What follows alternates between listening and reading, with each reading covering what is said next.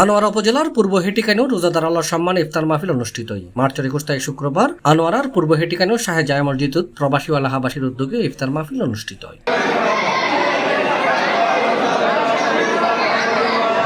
এ সময় মাহফিলত পবিত্র কোরআন তালাওয়াত গজ্জি মাওলানা সানাউল্লাহ, কোরআন ও হাদিসের আলোকে ইসলাম আলোচনা গজ্জি মসজিদের পেশ ইমাম ও খতিব হযরত মাওলানা শাহ আলম আল কাদেরী।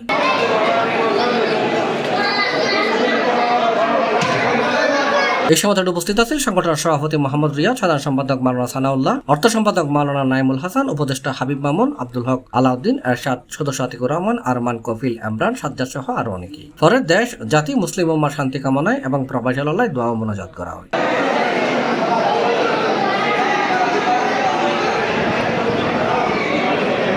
C+ TV, Chittagong.